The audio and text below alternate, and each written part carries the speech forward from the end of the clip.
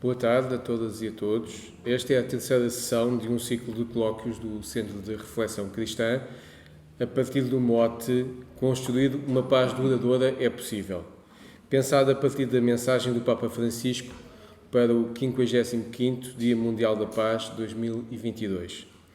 Nessa mensagem, o Papa Francisco fala de uma arquitetura da paz em que devem participar todas as instituições e de um artesanato da paz que nos deve envolver a todos. E propõe 3 caminhos para a construção de uma paz duradoura: o diálogo entre gerações, a educação e o trabalho. É o caminho da educação que o Papa Francisco considera um fator de liberdade, responsabilidade e desenvolvimento integral que hoje nos reúne no Centro de Reflexão Cristã. Para falar sobre este tema estão connosco Teresa Vasconcelos, professora com agregação, aposentada, da Escola Superior de Educação do Instituto Politécnico de Lisboa, instituição em que formou gerações de educadores e educadoras de infância e coordenou diversos mestrados e pós-graduações e membro do GRAU. Helena Topa Valentim, professora de Linguística da Universidade Nova de Lisboa, onde coordena mestrados de ensino de português, membro do GRAU e da direção do CRC. João Costa, que está prestes a chegar, professor catedrático de Linguística da Faculdade de Ciências Sociais e Humanas da Universidade Nova de Lisboa, secretário de Estado da Educação nos 21º e 22º Governos Constitucionais e atualmente Ministro da Educação. Peço aos intervenientes que falem cerca de 20 minutos para termos tempo para um debate e começo por dar a palavra à professora Teresa Vasconcelos. Ora, muito boa tarde a todas e a todos. Tenho muito gosto de estar aqui no CRC novamente e queria partilhar convosco e começar por partilhar convosco um texto da mensagem do Papa Francisco para o Dia Mundial da Paz e que fala exatamente neste trabalho de artesanato que é trabalhar para a paz. E ele diz, não sabia que ia dizer isto na apresentação, pronto, repetimos que não quero mais. Existe uma arquitetura da paz na qual intervêm as várias instituições da sociedade, cada uma dentro da sua competência, mas também um artesanato da paz que nos envolve a todos. A minha área, como algumas pessoas nesta casa sabem, é a educação de infância. Fui formadora de educadores, professores de primeiro ciclo, anos sem fim. E vou usar uma história passada num jardim de infância. Tomo essa liberdade porque é uma história fascinante. Havia uma criança num jardim de infância, eu tive a possibilidade de estudar, fiz lá uma pesquisa etnográfica e havia uma criança que tinha muitas dificuldades de interação com as outras crianças. O padrão era sempre arranhar, bater, dar beliscões, gritar. Nós todos sabemos o que é uma criança de 4 anos. 3, 4 anos.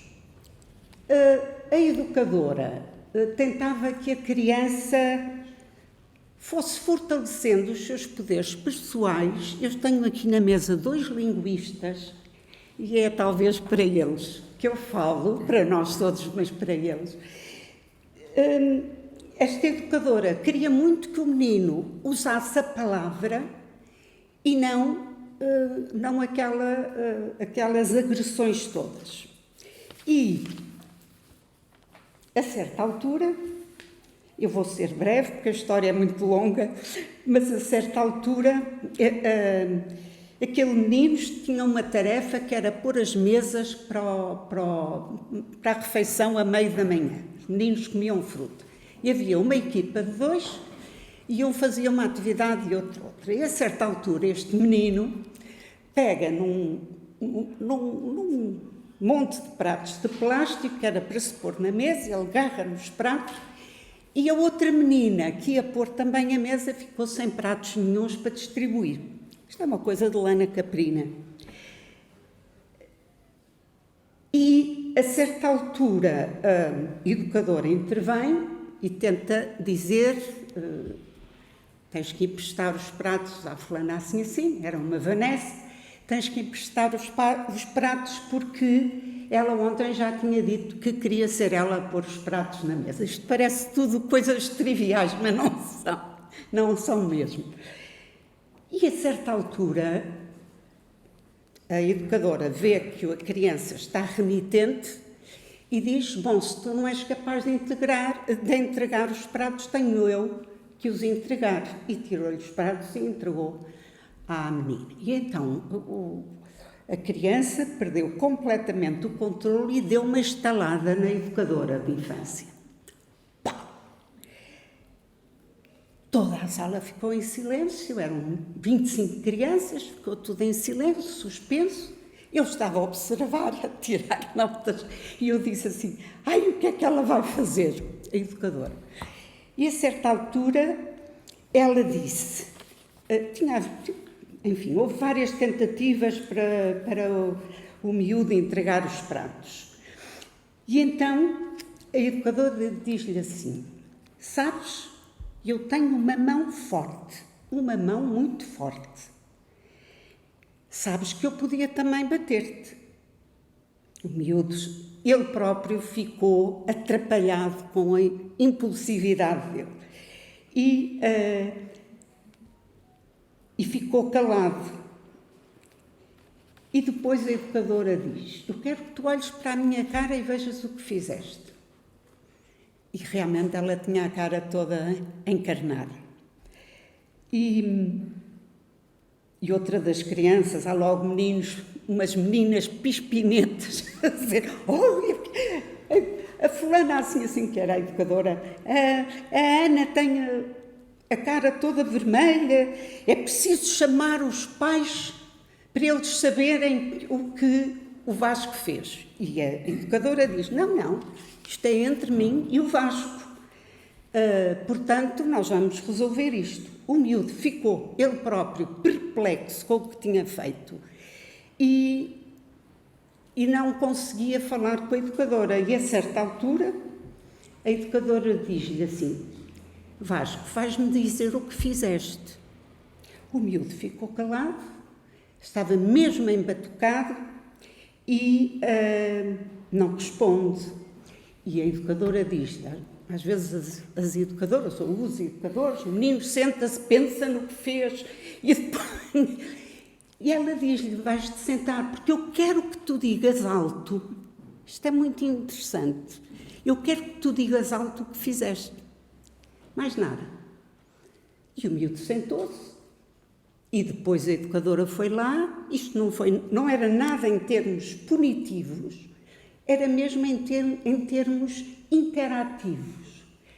E ela foi lá falar com ele estava sentado numa mesa, a brincar com coisinhas e tal. Então, já estás pronto para me dizer o que é que tu fizeste? E ele não respondia. E ela diz, bom, eu vou ajudar os teus amigos e daqui a bocadinho venho cá. Portanto, a coisa não foi fácil para o Vasco. E então, a certa altura, ela voltou e diz-lhe, a criança diz-lhe com a maior clareza, eu dei um estaladão à Ana. E ela responde, sim, foi isto. Bateste-me de uma forma que me magoou e que me pôs muito triste.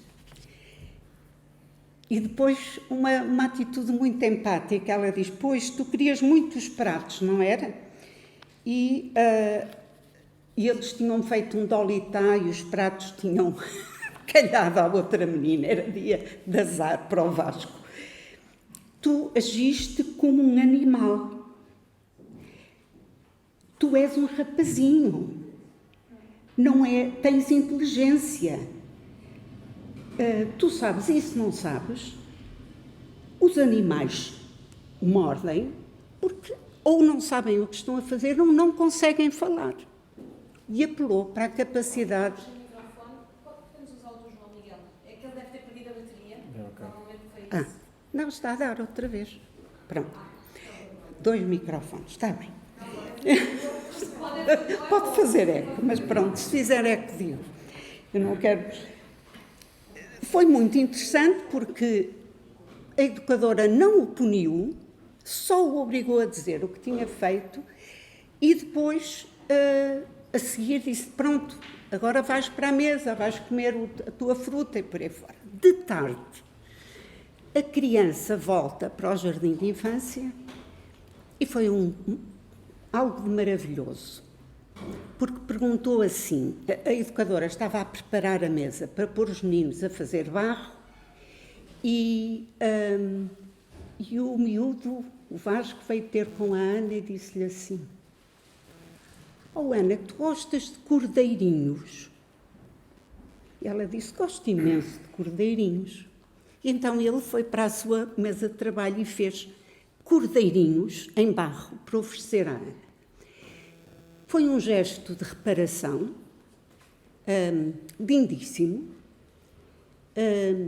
e foi também um gesto de construção de paz, porque eu lembrei-me, como mulher cristã, lembrei-me logo do cordeiro que é um símbolo da paz, e disse, o que é que estará na mente desta criança para uma situação daquelas a mover, a fazer cordeirinhos para dar à educadora. Passado, eu não vou dizer muitas mais coisas, mas este menino, aos 5 anos, os pais queriam-no tirar do jardim de infância. Se estiver a falar mais, faz-me sinal e eu paro quando tiver que ser.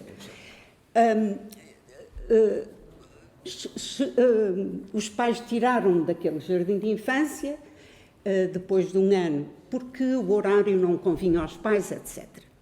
E a educadora, a única coisa que fazia era telefonar aos pais, então, como é que está o Vasco? Não dizia mais nada. E então o Vasco insistiu tanto com os pais que convenceu os pais a deixarem-no voltar para aquela sala de atividades. E a Ana disse só, a porta está aberta, disse aos pais, e o miúdo voltou para o seu grupo de amigos.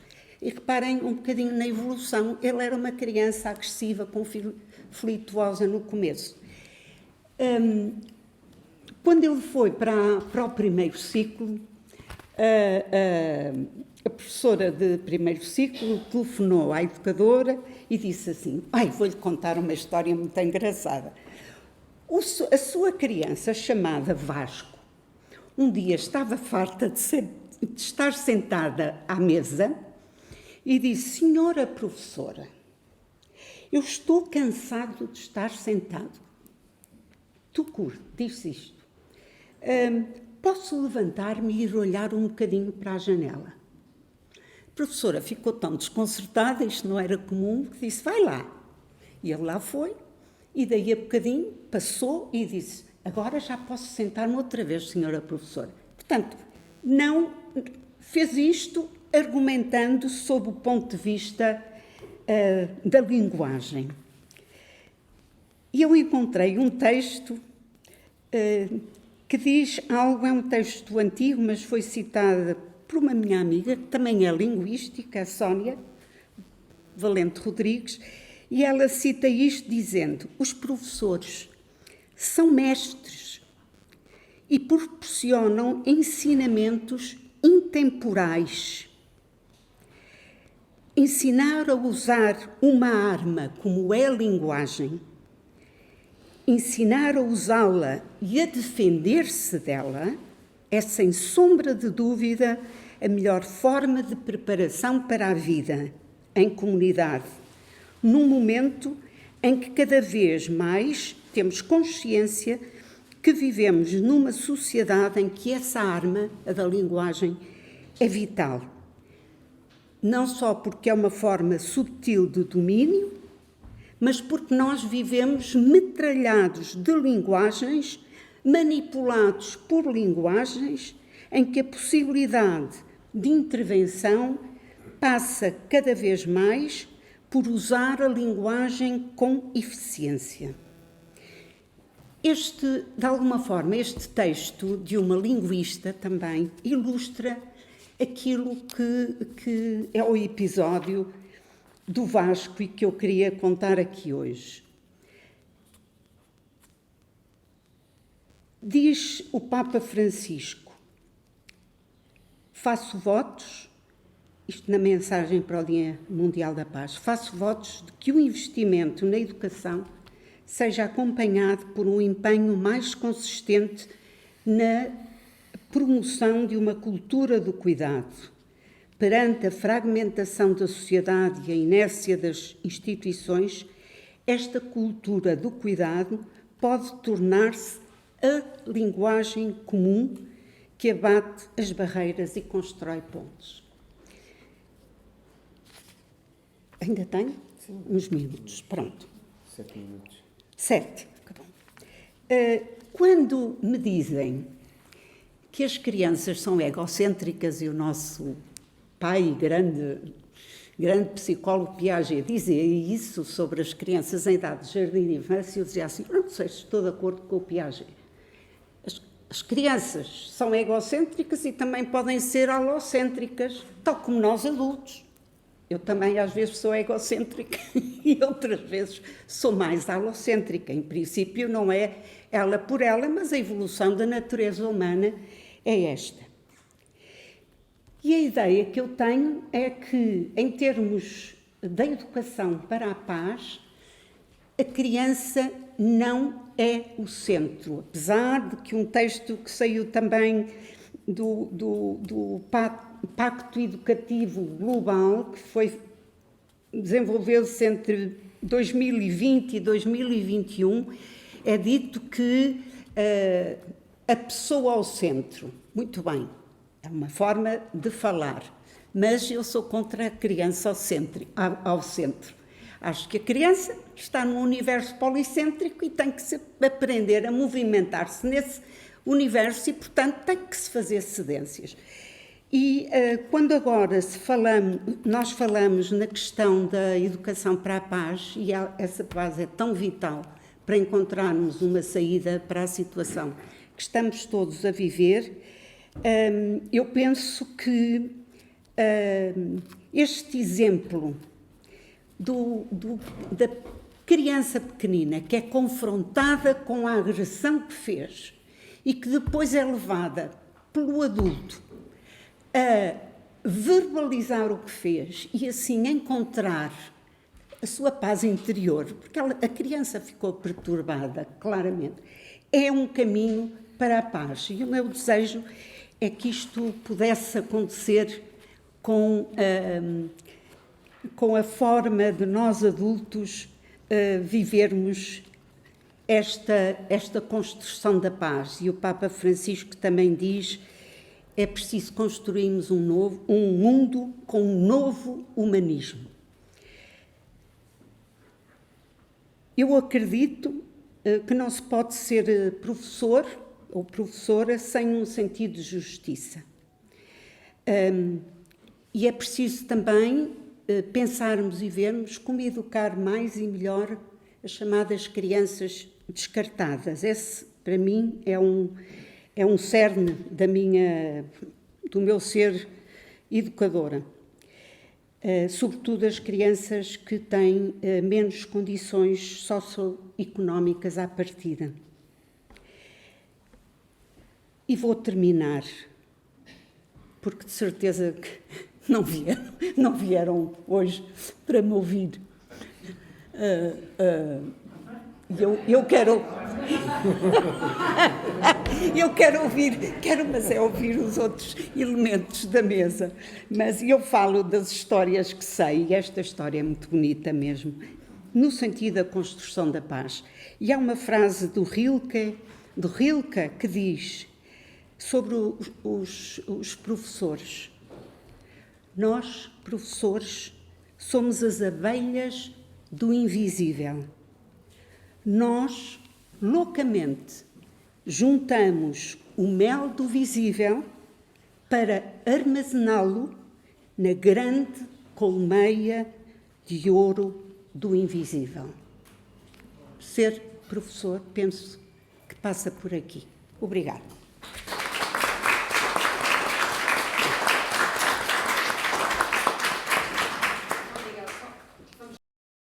Então, muito boa tarde. Para já, eu tenho que dizer que me é muito grato, é mesmo um privilégio integrar este painel com duas pessoas com experiência governativa e eu nessa qualidade, admiro, não é?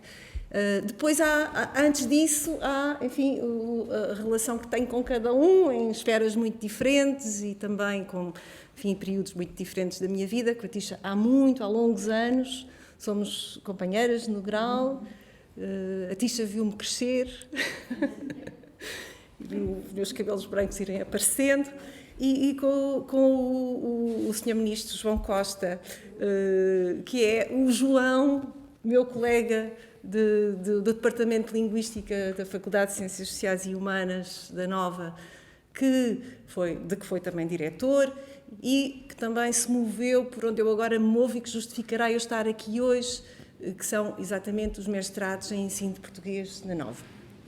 E, portanto, eu sinto-me com imensa responsabilidade por aqui estar.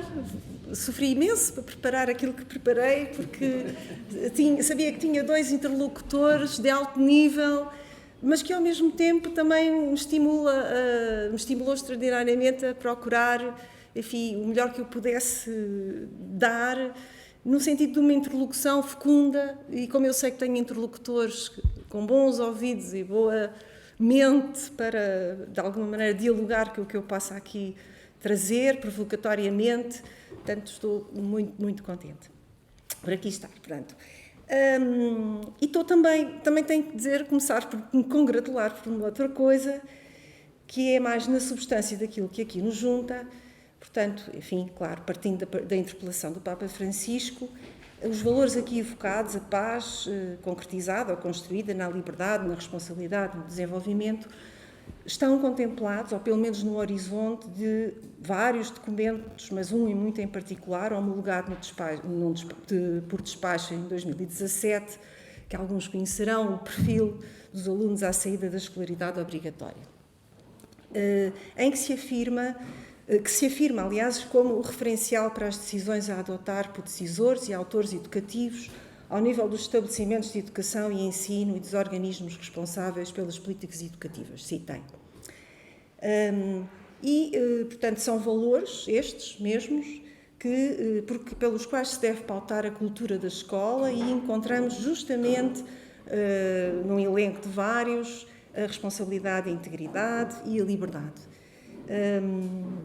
Isto, naturalmente, na linha dos Objetivos de Desenvolvimento Sustentável da Agenda de 2030, nomeadamente o Objetivo número 4 e, em particular, o 4.7, que ancora a educação para a paz no Objetivo Político Internacional, portanto, reconhecendo que uma educação para a paz é uma forma de prevenir conflitos.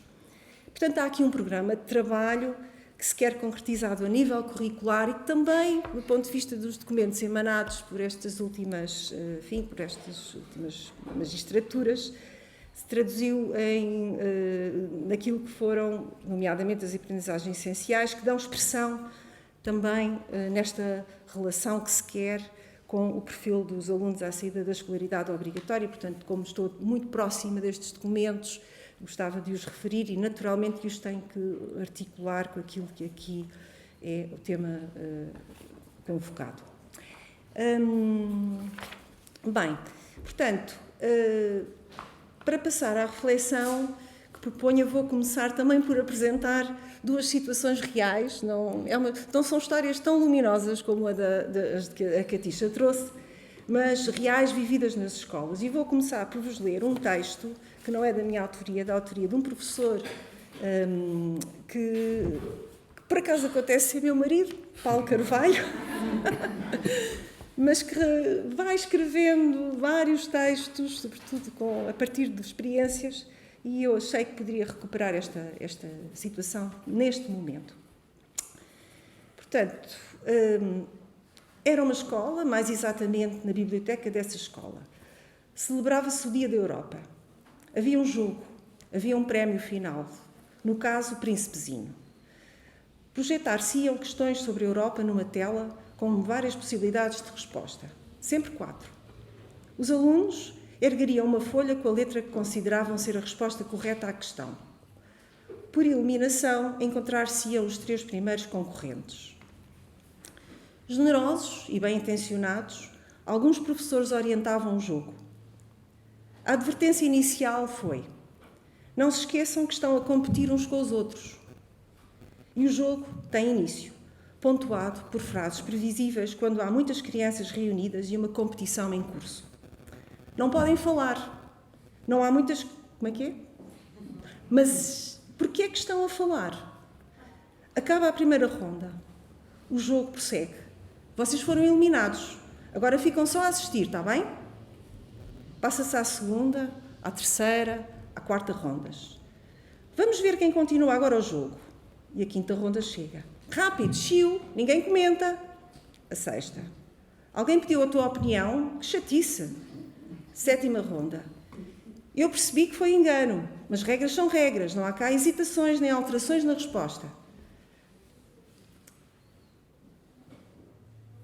Oitava ronda. Já estamos no pódio. Agora os 3 vão competir entre si para ver quem fica em terceiro e em segundo e quem atinge o tombo. Portanto, continua, era uma escola, celebrava-se o Dia da Europa, os seus princípios fundadores. O conhecimento era o instrumento de seleção, como nos testes, premiando uns, penalizando outros, dando palavra a uns, calando outros. Um a um, todos iam sendo eliminados, caindo do seu potencial protagonismo, silenciada a sua sumária liberdade de expressão. O Dia da Europa, da União e dos seus princípios, numa escola onde se dariam os primeiros passos de cidadania europeia. Mas nenhuma dinâmica de cooperação estava a ser exercitada, nenhuma solidariedade praticada, nenhuma forma de promover a coesão entre elementos. No fim, houve palmas gerais. O espetáculo tinha cumprido todas as etapas previsíveis de uma competição, esvaziado até à última gota. Ironicamente, o prémio era o Príncipezinho, mas o herói não era o Pequeno Príncipe, nem os seus interlocutores eram a rosa e a raposa. Nada de introduzir as crianças e os jovens ao cuidado mútuo, nem de criar uma política da amizade e da hospitalidade. Nada dessas coisas irrealistas e infantis. Nesse espetáculo, brilhava, soberano, o homem de negócios do quarto planeta, o pragmático contador de milhões do livro de Saint-Exupéry. Bom, agora vamos entrar noutra escola. No caso, uma escola de ensino particular, onde decorria uma competição de debates. Os critérios para que a júri apurasse a equipa vencedora incluíam aspectos atitudinais, de conteúdo, de forma, muito bem. Acrescente-se que o objetivo era o de se defender uma posição de forma inflexível. Portanto, os critérios não valorizavam a capacidade de convergir, de com razoabilidade infletir posições. Em suma, de se convergir num espaço público anónimo e autónomo, espaço de transformações, de inscrição, assim o refere o José Gil no livro que eventualmente todos conhecem, O Medo de Existir, e o José Gil, sobre esta ideia de descoberta deste espaço comum, fala exatamente em tom comum. Continuo com o José Gil, que diz que os portugueses não sabem falar uns com os outros, nem dialogar, nem debater, nem convergir. E agora cito. Resulta do facto de não conseguirem atinar com o tom comum. Porquê? Paradoxalmente ou perversamente, porque o que se procura é precisamente a discordância. E, antes de tudo, ouvir o som da sua própria voz, pequeninamente, a afirmação autista de si, na fala pronunciada, sem a preocupação de ser ouvida ou ser compreendida. Posto isto, então, voltamos aqui ao CNC. A visão que nós temos da educação depende da visão que temos do mundo, da sociedade, do ser humano, e eu quero acrescentar, sublinhando, de todas as formas de vida sobre a Terra. A educação tem um horizonte político, social, económico e de uma ecologia integral. Contemporaneamente, a nossa visão está toldada pelo paradigma do rendimento, da produção. E não sou eu que o digo, são vários os pensadores contemporâneos que o refletem, o Zygmunt Bauman, o Byung-Chul Han e o próprio Edgar Morin. Neste quadro, a adaptabilidade é o valor máximo e as coisas não estão fáceis. Temos para tal que nos auto-otimizar, investir o nosso capital cognitivo e humano no sentido de o capitalizar e de sermos uma mais-valia. Tudo isto com vista à autorrealização. Chama a atenção para o léxico. Esta lógica é tácita nas nossas práticas e nos nossos discursos. A adaptabilidade ganha expressão numa forma de darwinismo social em que há os bem-sucedidos, entenda-se os adaptados, e os fracassados, os failures. Os primeiros são-no por mérito. São bons empreendedores de si próprios, do seu capital. Os segundos são-no por demérito.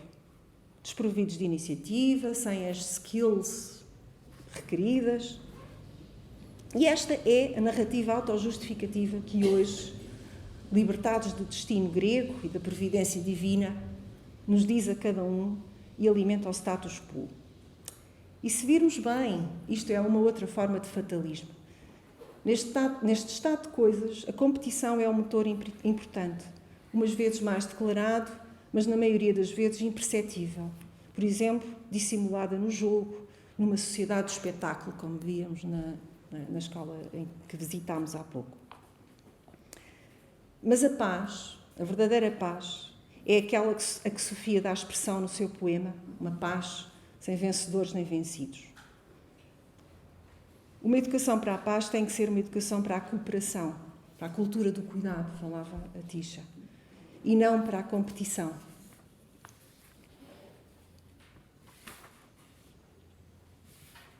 Esta intuição da importância de se educar na cooperação e não da competição vem já de muito longe. Pelo menos de há cerca de 100 e tal anos, pedagogos como a Maria Montessori, o John Dewey e em Portugal o Adolfo Lima, da Escola Nova, já o diziam.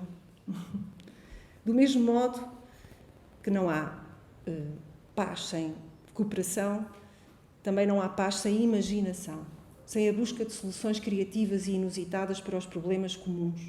Portanto, sem aquele sentido disruptivo que nós encontramos no Evangelho. Soluções a que se chegue de forma coletiva, cooperativa, com o justo sentido do bem comum. Portanto, só educando num paradigma de cooperação se pode ter esperança, porque só assim se tem gente livre, a existir de forma inédita, a descobrir a sua originalidade, a acontecer, a cumprir-se. Só assim se tem gente responsável, consciente da rede de interdependências em que se move e capaz de compromisso. E só assim se tem gente competente.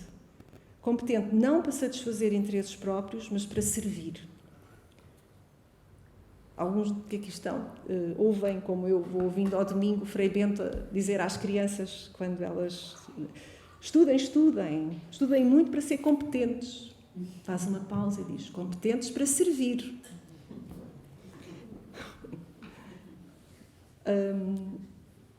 Claro que tendemos a contrapor, dizendo que a competição faz parte, que é uma condição nossa, da espécie. Será?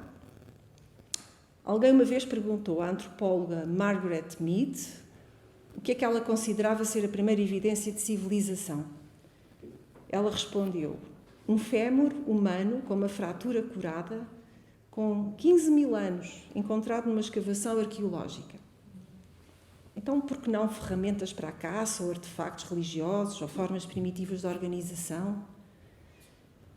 Esta antropóloga ressalta que para uma pessoa poder sobreviver a um fémur quebrado, teve que ser tratada por tempo suficiente para que o osso cicatrizasse.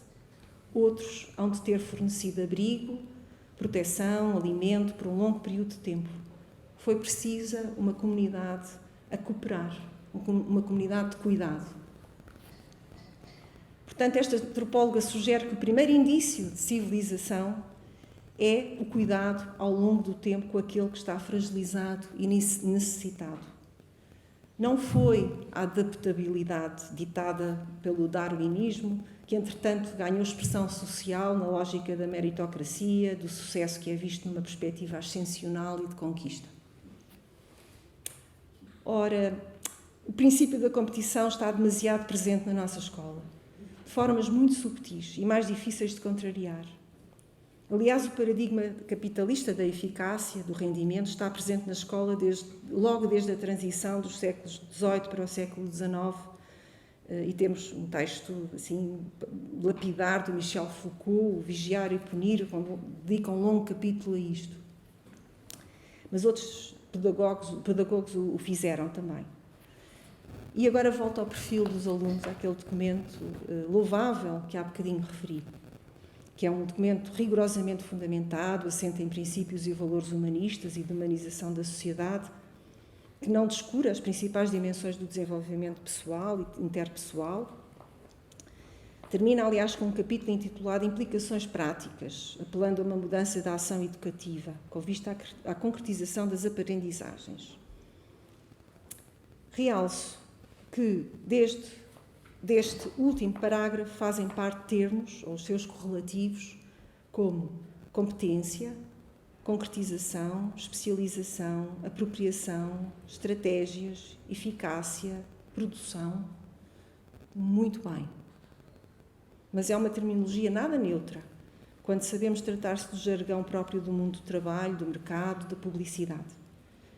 Em contrapartida, seria importante, e observo que estas expressões estão ausentes, termos expressões como vocação, vocacional, pujança, potencialidade, felicidade, jogo, lúdico, que não figuram uma única vez no texto. Quanto ao corpo, trata-o como um objeto de consciência e de domínio, o corpo, como máquina cartesiana a controlar com vista à eficácia, e nem por uma vez como lugar de desejo, de pujança, de relação, de fragilidade, de criação. Coerentemente, realização nunca significa aí consumação da essência do ser singular de cada um, embora se contemple pontualmente as necessidades pessoais. A expressão está lá. A expressão é imediatamente ligada a objetivos de eficácia. O ritmo próprio de cada corpo, o valor da lentidão da aprendizagem, o papel do saber na felicidade pessoal e na saúde pessoal, nada disso parece interessar aos autores do documento. Devemos admirar-nos? Tirando o caso, o bom exemplo, aliás, dos cursos profissionais, já poucos acreditam que a escola tem como função a preparação dos jovens para o mundo do trabalho. E, contudo, o discurso sobre o papel da escola acaba sempre nesta resposta fácil. É o automatismo do lugar comum. E que tem uma razão de ser. É que a escola que existe, e não aquela que nós profundamente desejamos, ainda funciona justamente segundo o modelo do trabalho. Aliás, segundo o modelo fabril.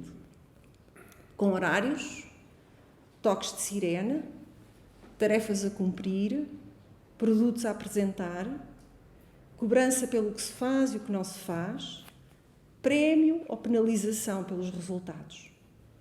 E nós sublinhamos isto com aquela pergunta que repetimos às crianças, desde pequeninas: o que é que queres ser quando fores grande? Preparamo-la para uma certa representação de escola, que a própria escola depois sanciona, confirma, reforça. Não sei se sobre isto o Ministério da Educação já se terá debruçado suficientemente. É que esta tendência depois refina-se, assume contornos mais inelutáveis para sequer deles tomarmos consciência, com a crença na medição dos resultados, socorrendo-nos de recursos tecnológicos extraordinários de que dispomos para tal. É a ingenuidade nossa acreditarmos que os recursos tecnológicos satisfazem completamente os objetivos de diagnóstico, de avaliação, aos diferentes níveis, desde o percurso de cada aluno particular, passando por turmas, escolas, agrupamentos, até ao nível nacional. Os números são indicadores. Eu tenho ouvido o João dizer isso, o Sr. Ministro da Educação. Servem para classificar, não para avaliar pessoas, coletivos diferentes, processos. E temos que estar vigilantes para que os percursos de aprendizagem não sejam algoritmizados. Seria uma subversão muito perniciosa.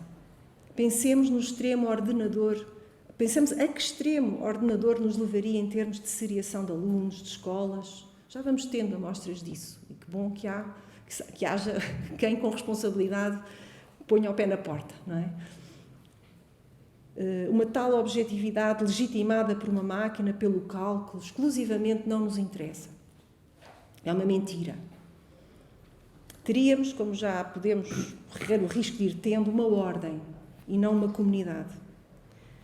Para a escola ser um lugar em que acontece aprendizagem, desenvolvimento e cooperação, em que todos se sentem felizes, há que trabalhar para a potencialização da singularidade de cada jovem adulto, de cada jovem, de cada criança, de cada jovem adulto, e não para a uniformização social.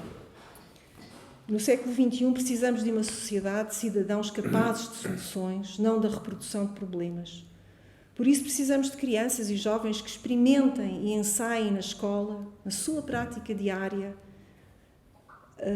O Papa Francisco diz que a paz é artesanal e faz todos os dias, não é? Portanto, jovens que experimentem na sua prática diária a autonomia, a criatividade, a colaboração, para que no futuro sejam autónomos, em vez de obedientes e heterónomos, portanto, livres em vez de obedientes, criativos em vez de reprodutivos, colaborativos em vez de competitivos. A este propósito, era muito bom que soubéssemos reagir perante um filho, um neto, um vizinho, um aluno que nos traz uma boa nota ou que ganhou, de alguma maneira, que reagíssemos respondendo: boa, parabéns, ganhaste, tiveste uma excelente nota. E aprendeste? E ajudaste alguém a aprender? E ajudaste alguém a ganhar? Seria bom também que deixássemos de incorrer no equívoco de dividir as pessoas entre bons e maus alunos, alunos inteligentes e alunos com dificuldades, alunos disciplinados e alunos indisciplinados. Fazê-lo como se fosse uma fatalidade. Mas isto é criminoso, é mesmo antidemocrático. É uma heterorrepresentação que informa uma autorrepresentação que, por sua vez, não dá futuro. E isso é a negação do que a escola deve ser. A escola deve dar futuro.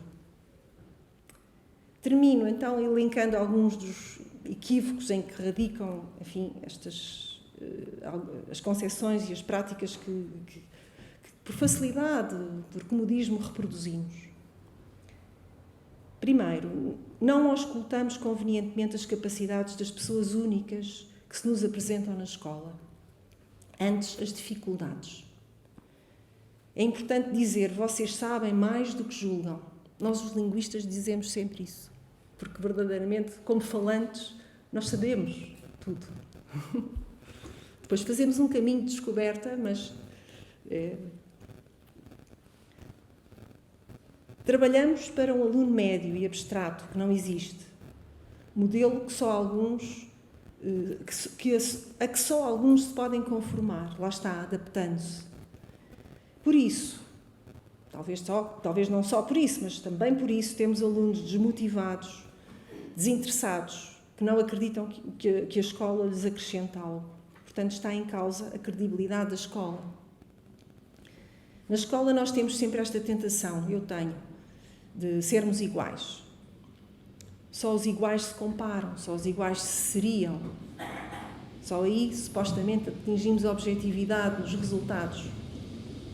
Mas isso é mentira, nós somos um coletivo de diferentes, cada um ao seu ritmo, e não interessa sequer que sejamos iguais. Em terceiro lugar, não valorizamos as múltiplas inteligências, sobrevalorizamos as inteligências lógico-matemática e cognitiva, e desta, sobretudo, a memorização. Temos uma educação sedentária, demasiado sentada na cadeira. De que vem a disciplina, entendemos que isso é a disciplina, e um pensamento também ele sedentário. Quando precisávamos de uma pedagogia da errância, de sair de fora da sala de aula, de deambular. Em quarto lugar, Fazemos dos testes formas de triagem social. Isto é um meia-culpa, ok? Estamos aqui num contexto de CRC. Posso usar esta terminologia religiosa que acho que se adequa muito. Portanto, fazemos dos testes formas de triagem social em vez de autoavaliações de aperfeiçoamento. Estas são formas de competição injusta, formas de penalização das crianças e dos jovens, quando o fracasso é nosso, dos adultos sem soluções. Lembro-me de uma citação, aliás, é mesmo o título de um tema do Leonard Cohen, lindíssimo, em inglês, "There is a crack in everything, that's how the light gets in." Portanto, há uma racha, uma brecha em tudo e é por aí que entra a luz, a tentativa, o erro, a errância. A nossa sociedade é pouco aberta ao não saber. Há que se mostrar que se sabe. Por isso substitui o saber, quantas vezes isso acontece na escola, por isso substitui o saber pela demonstração do que se sabe, que não é a mesma coisa, é uma performance. A abertura ao não saber prende-se com a fecundidade da pergunta, por exemplo. E não há perguntas estúpidas, dizia Agostinho da Silva, outro grande pedagogo. A pergunta põe-nos a caminho, serve para se poder pensar com o outro. E que bom que fiquemos presos pelas próprias perguntas. As perguntas são um horizonte que se distancia conforme avançamos. Precisamos delas para caminhar. Era bom que o professor desconcertasse, que deslocasse com perguntas para fora dos lugares comuns. E que bom seria que houvesse momentos em que o professor perguntasse mesmo, fizesse genuinamente perguntas para as quais procurasse respostas com os alunos.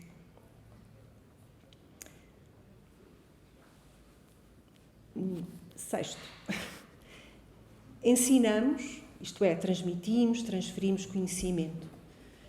Não criamos condições de aprendizagem. Não fazemos acontecer. Ensinar não é o mesmo que criar condições de aprendizagem. Dominar uma matéria, dar aulas, são exemplos de expressões, de formulações que precisam de ser questionadas. Aprender é uma viagem, um descobrir, tirar véus à ignorância. Uma aula é um movimento da mente e do corpo. O Gilles Deleuze fala da aula como uma matéria em movimento. A matéria é um caminho a percorrer. Os testes, a memória da viagem. Uma turma é um coletivo de diferentes em relação, que experimentam e descobrem juntos, viajam juntos, cooperam. Finalmente, ensinamos as coisas como elas são, com realismo, com positivismo, enfim, claro, muito contextualizado com o nosso tempo, mas ensinamos as coisas como elas são, não ensinamos a ver as possibilidades, a potencialidade narrativa, a transcendência das coisas. Isso desenvolveria a imaginação criativa, que é essencial para se descobrir que tudo pode ser outra coisa. Pouco dizemos, as coisas não são só o que são, nada é só o que parece. Somos muito declarativos. E não dizemos suficientemente que, diante de tudo, há, acima de tudo, o nosso olhar. E o nosso olhar pode deslocar. E também que, diante de tudo, há a linguagem. A nossa apropriação pela linguagem, como a Tisha tão bem ilustrou com aquela história. Linguagem que não interessa apenas no seu funcionamento, que também interessa como atividade social, de construção coletiva. Portanto, sabemos o quão importante é hoje recuperar a atenção dos jovens, por exemplo, que estão entupidos pelas indústrias da atenção, que são poderosíssimas, as redes sociais, etc. E recuperamos a atenção, acredito, justamente deslocando-a para o pouco habitual, para longe do lugar comum, para o diferente, para o menor, para o menos óbvio e menos banal, para o escondido. Tudo isto me parece ser essencial se queremos educar para a paz. A educação para o futuro é para a mudança, para a recriação do mundo. Mais justo, mais solidário. É para gerar novidade e não inovação como um valor de mercado. Para gerar novidade. Para a descoberta de soluções criativas, de paz, sempre de paz. E acabo com 2 citações. Primeiro de Martin Luther King. Temos que aprender a viver como irmãos, senão morremos como idiotas. E a segunda citação é do Kafka. Impossível? Porquê?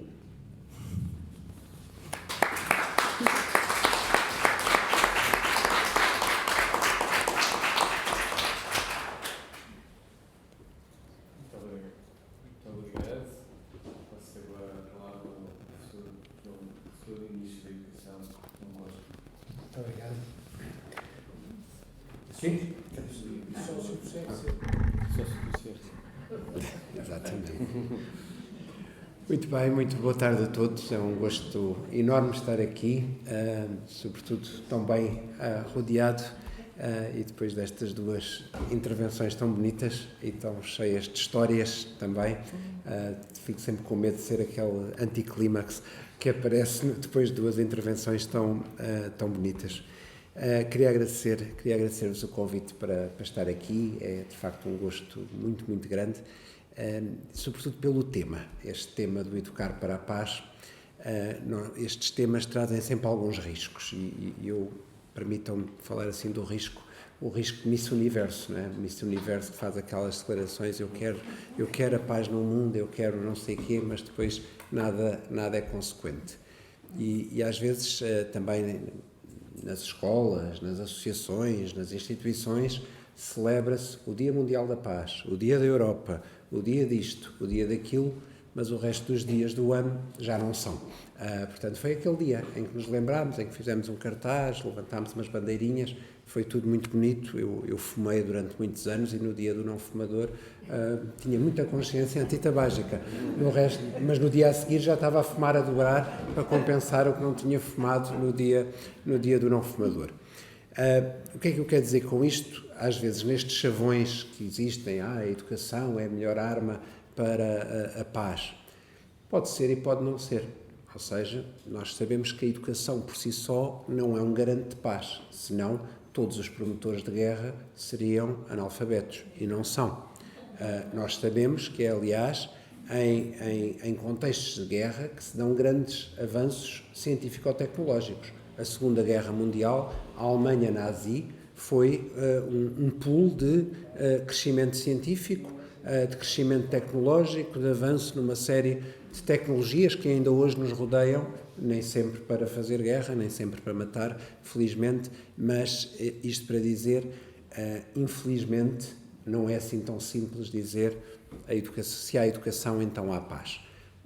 O que é que isto significa? Significa educação sim, mas com intencionalidade e com propósito.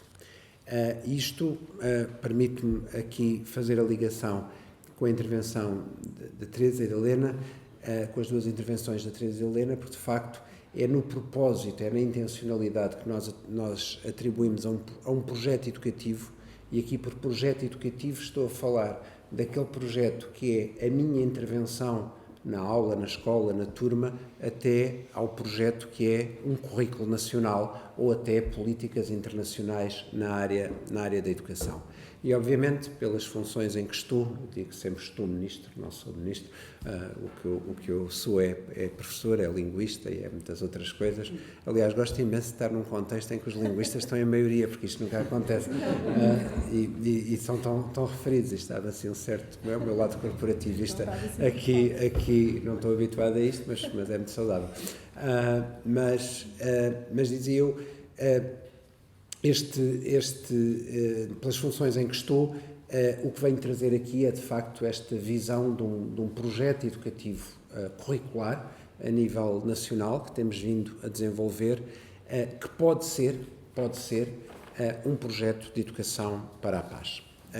Como é que nós partimos para este trabalho que tem vindo a ser feito ao longo dos últimos 6 anos e meio?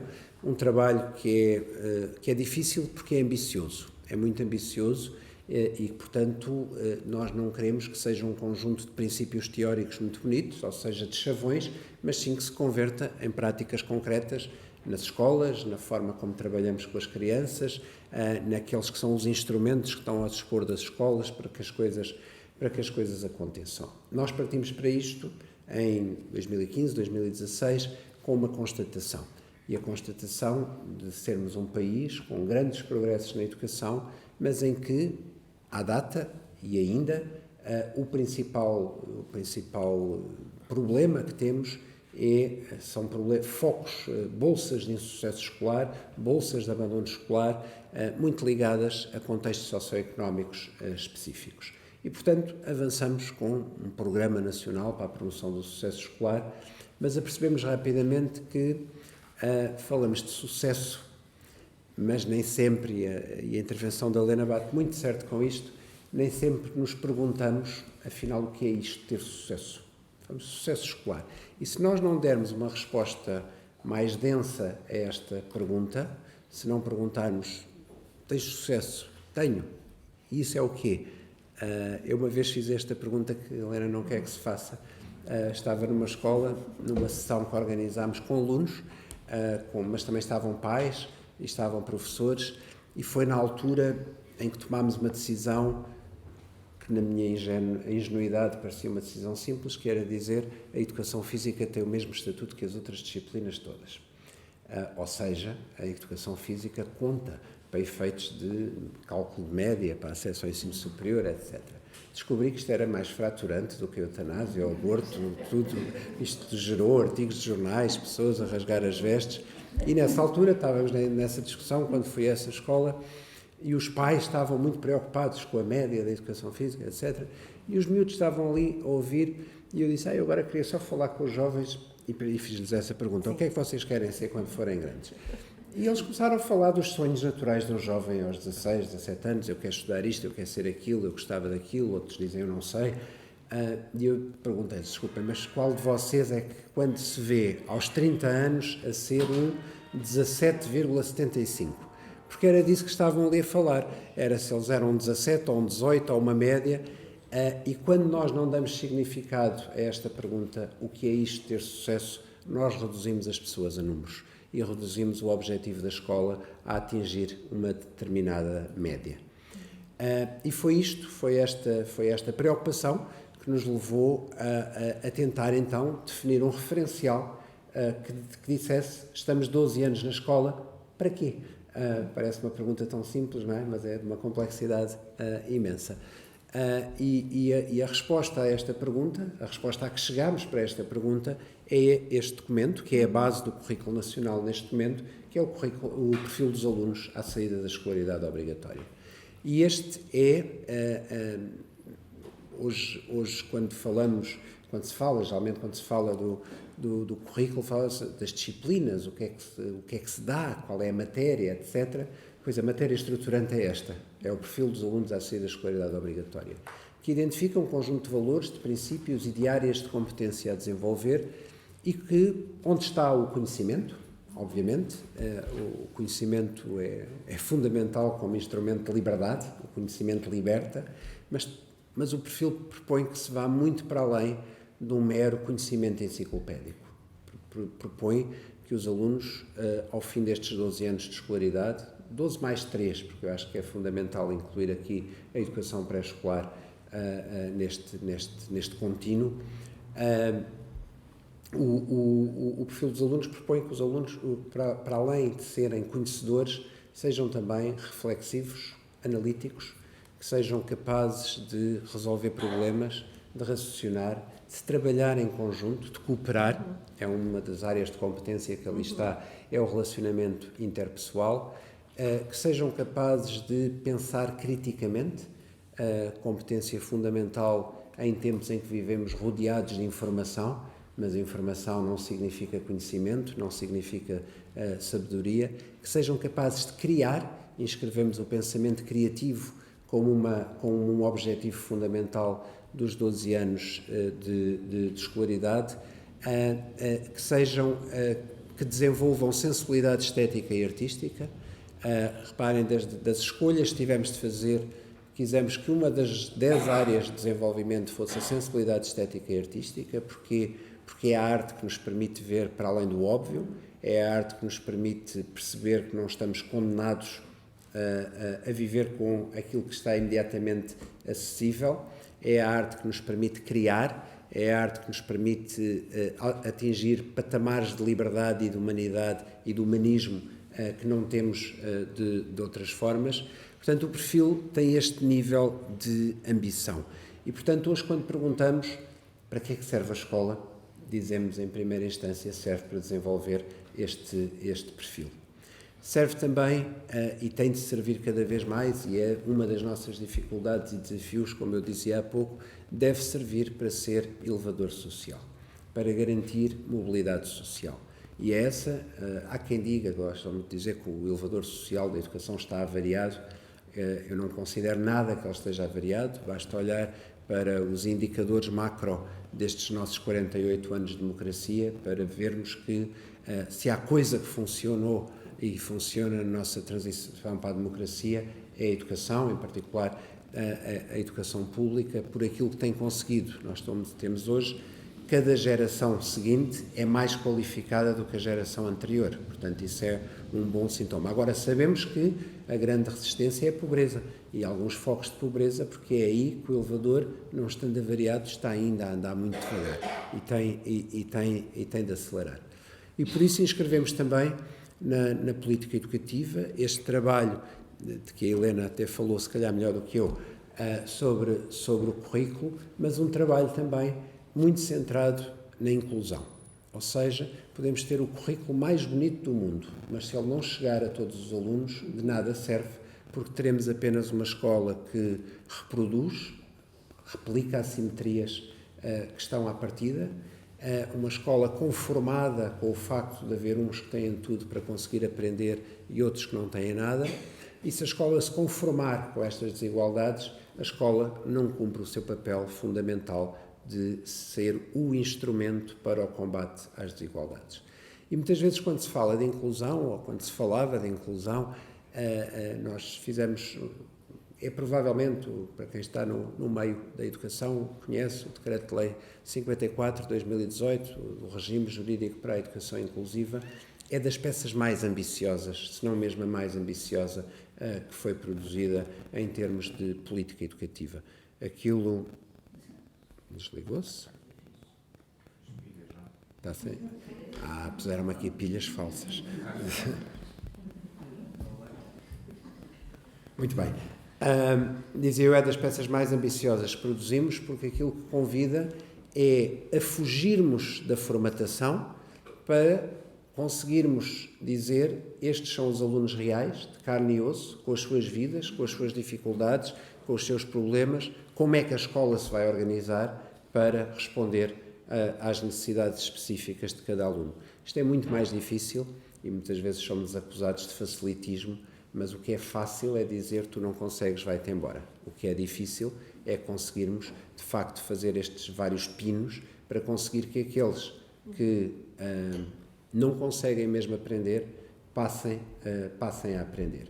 E isto não é algo que está à margem do currículo, isto é algo, e essa é a grande ambição desta legislação, é dizer a inclusão faz-se através do currículo. Ou seja, não é dizer há uns que têm muito jeito e estão numas turmas de grande nível para aprenderem toda a matemática do mundo e há outros a quem damos apenas o rudimentar para que eles saiam com um diploma e não é aprendendo que eu faço a mobilidade social, mas é também reconhecendo que para alguns a corrida tem de ser organizada de uma forma diferente para chegarem à mesma meta. Aquilo que a Helena dizia é verdade, por vezes, em nome da igualdade, esquece-se o objetivo da equidade. E esquecemos o quão injusto, e quão profundamente injusto, o discurso fácil da meritocracia é. Contando também uma história que conto por vezes, lembro-me de visitar uma escola no Porto, um bairro muito complexo, mesmo muito complexo, uma escola onde os alunos enfrentam grandes dificuldades, os professores enfrentam enormes dificuldades E quando estava lá, por acaso, um aluno, dos seus 14, 15 anos, tinha agredido uma professora, tinha tirado um livro à cara e ia ser suspenso. E ele estava por lá e eu resolvi falar com ele, sentei-me com ele, claro, primeiro não queria nada comigo, não é? Fugir, refia. Mas falei um bocadinho com ele, disse, o que é que te passou pela cabeça? O que é que passa pela cabeça de alguém para tirar um livro à cara de outra pessoa? E nada do que eu estou a dizer legitima o ato, não é? Vão entender o que eu quero dizer. E ele disse-me, ninguém sabe ainda aqui na escola, a minha família foi toda presa há uma semana, já não sei precisar, e eu tenho estado sozinho. E o que se espera deste jovem é que ele chegue à escola nas mesmas condições daquele que tomou o pequeno almoço, que teve o pai a levá-lo, que levou um beijinho à saída de casa. E a pergunta é se isto é justo. Se é justo assumirmos e dizermos este não é capaz. Eu não sei se seria capaz de estar na escola se a minha família tivesse sido toda presa numa rusga a meio da noite e se aos 14 anos tivesse ficado sozinho. Portanto, nós muitas vezes não temos a noção do privilégio. E como não temos a noção do privilégio, somos muito fáceis a excluir todos os outros. E a escola, às vezes, se não tiver a tal intencionalidade no seu projeto educativo, pode ser um fator de exclusão em vez de ser um fator de inclusão. E foi exatamente isso que quisemos trazer para o projeto curricular nacional com a nova legislação e com os instrumentos que têm vindo a ser desenvolvidos, algumas ferramentas que não vale a pena agora aqui enunciar todas, mas instrumentos como a flexibilidade curricular, como as orientações curriculares para a educação pré-escolar, como o Plano Nacional das Artes, como uma série de outras dimensões que têm vindo a ser trazidas para a vida das escolas. Último aspecto que queria referir neste projeto educativo nacional, uma peça que é fundamental e que hoje ainda não referimos, a Estratégia Nacional de Educação para a Cidadania. Nós, quando perguntamos então, estamos na escola para quê? Também outro chavão que aparece é para formar cidadãos de uma forma integral. Mas depois, dizemos isto, toda a gente diz isto, mas depois dizemos, mas a cidadania, essa parte não, porque isso fica para a família e fica não sei quê, e é muito tóxica, e assusta, e morde, e não sei quê. Sobretudo se for temas como educação sexual ou igualdade de género, e então há pessoas, ou interculturalidade é outro tema que faz alguns setores da sociedade portuguesa ficarem nervosos. Ora, mal estaríamos nós se não conseguíssemos capacitar as crianças e os jovens para viver em sociedade, se não as conseguíssemos informar sobre os grandes desafios da contemporaneidade, se não lhes dessemos instrumentos para não acharem que as alterações climáticas não são só uma opinião, se não lhes dessemos ferramentas para que os vídeos que entram pelo YouTube com pseudociência não pudessem ser avaliados, se não lhes dessemos instrumentos para poderem conhecer e, em função do conhecimento, debater, escolher e agir em liberdade.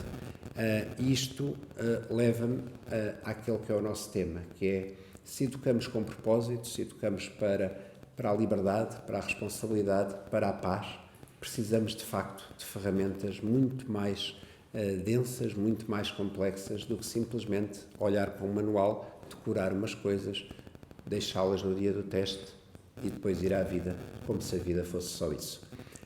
E por isso, este é o projeto que temos tido em curso de alguma transformação no sistema educativo. Tem muitas implicações, muitas ramificações, traz dificuldades. A Helena referiu uma área específica, a área da avaliação.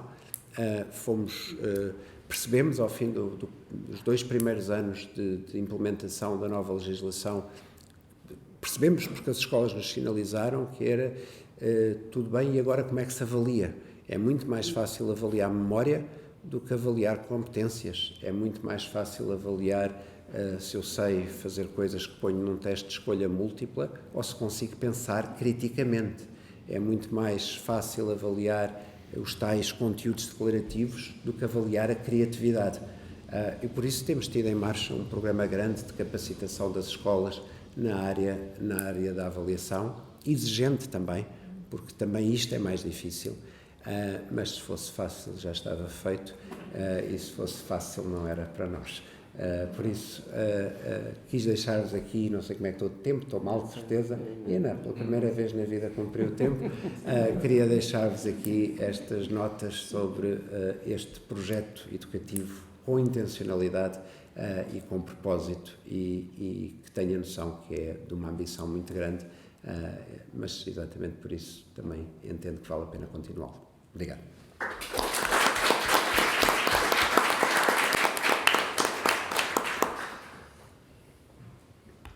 Muito obrigado, foram 3 excelentes intervenções.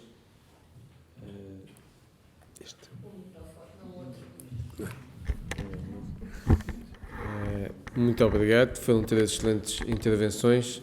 Abro agora o debate.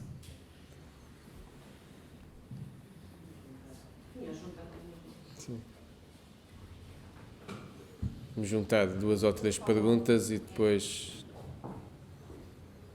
pode começar por ali. Sim. Posso começar? Sim. Vou falar em nome da escola competitiva. Versus. Peço desculpa, é melhor o microfone porque Sim, sim. Versus escola quântica ali na matéria da professora. Uma declaração de interesses. Eu não sou especialista de educação.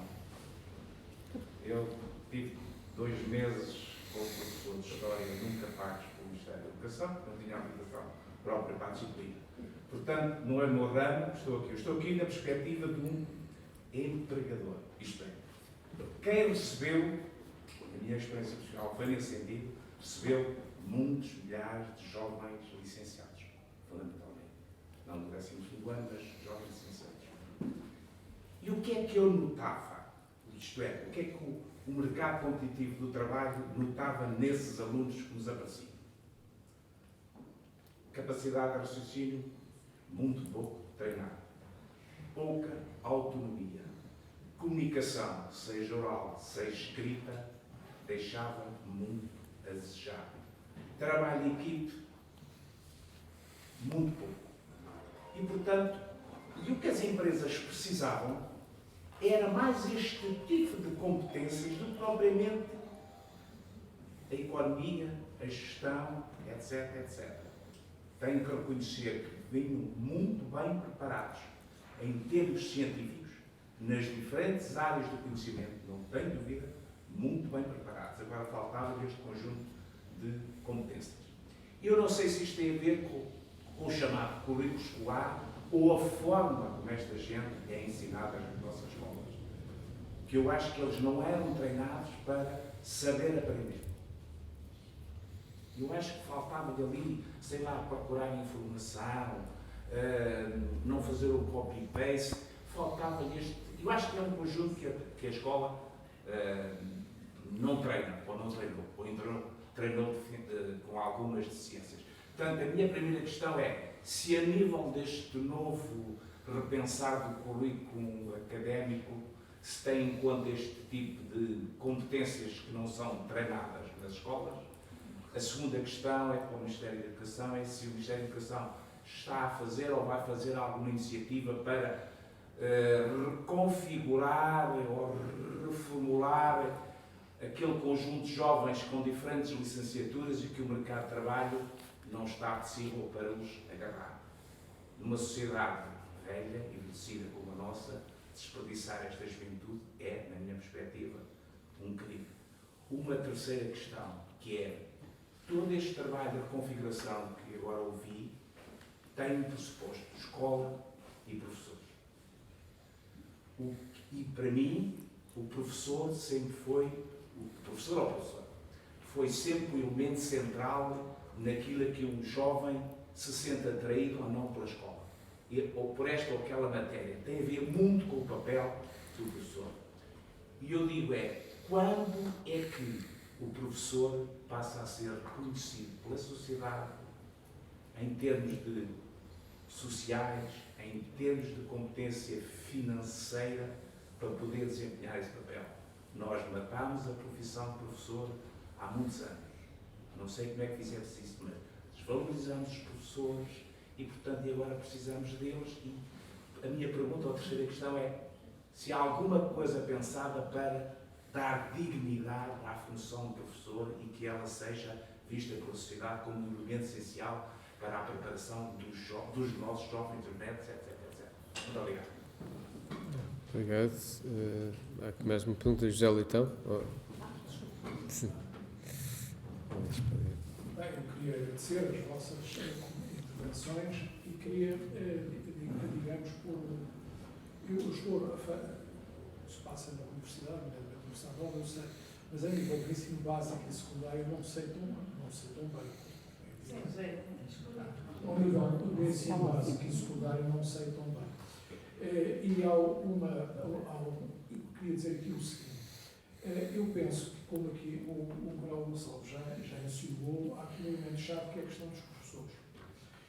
E nós agora somos bombardeados com a ideia de que os professores ou são muito velhos, ou efetivamente ou estão em extinção, quer dizer, no sentido que faltam professores. Eu queria apenas deixar aqui duas notas que é o seguinte, eu tive ainda em tempos difíceis, antes de 25 de Abril, no Liceu Nacional de Viseu, alguns excelentes professores. Quer professores mais jovens, como os Osório Mateus, esteve aqui em Lisboa, na Universidade, quer professores mais velhos, que foram excelentes professores, como o Elídio Saboleira, como o Augusto Saraiva, e que nos ajudavam a pensar, e que nos despertavam para as coisas e que organizavam até iniciativas, no caso do Osório Mateus, excursões a Coimbra para irmos ver o ciclo teatro do CITAC, etc. Portanto, eu penso que nós fomos privilegiados. A minha geração do Liceu Nacional de Viseu, pronto, não vou dizer que já para pessoas em vários sítios, fomos privilegiados com isso. Por outro lado, tive uma experiência próxima, foi a minha mãe, que foi professora primária até já depois da idade necessária para se aposentar e que gostava profundamente da atividade. E que, efetivamente, os seus últimos anos veio de Viseu, daram-nos na Amadora com tranquilidade. Portanto, era realmente uma pessoa entusiasta e criativa. Agora, eu penso que os professores é um elemento fundamental e queria também saber como é, nomeadamente, o João Costa avalia esta situação. E vocês conhecem melhor o que se passa a nível do básico e do secundário. Como é que avaliam a situação neste ano? Quem espada vier? Eu também ia falar sobre os professores, não vou repetir o que foi dito, vou pôr aqui outra questão que é a da motivação dos professores. Portanto, internamente, e aqui também pedia, se calhar, a Teresa e a Helena que falassem também dessa parte, como é que nós mantemos um corpo docente que seja corpo e que não seja doente, porque também temos a experiência dos professores do esgotamento, que é um esgotamento físico e mental, mas também vem depois de uma certa perda de motivação, não é? Ao longo da carreira. Uma questão mesmo intrínseca. E uma nota final só para dizer que quando os alunos chegam, a experiência que eu tenho, não é estatística, é só experiência, os alunos chegam à universidade e das coisas que mais se lembram é das aulas de cidadania. Não leram o Andamão de Ricardo Reis, mas sabem tudo, o bom e o mais ou menos, e o polémico e o menos polémico das aulas de cidadania. Isto é só uma experiência. Obrigado. Não sei se há mais. Pronto, há mais uma pergunta. Eu peço que seja sucinto para termos tempo para o debate. Portanto, eu gostava de falar que a competência das minhas ideias, das rigor de ideias, portanto, vem-se por resultados. E, portanto, todos nós queremos que a sociedade funcione com competência para sermos bem servidos, para evitar os acidentes. Portanto, a qualidade da formação acho que tem que ser, portanto, tem que haver muito cuidado com isso. Agora, em relação a isso, portanto, eu queria dizer o seguinte, portanto, a minha neta tive muita dificuldade em ensiná-la na sintaxe do português na primária. A minha sintaxe que eu aprendi era fácil. Agora tenho uma complicação tão grande. Culpa minha, culpa minha.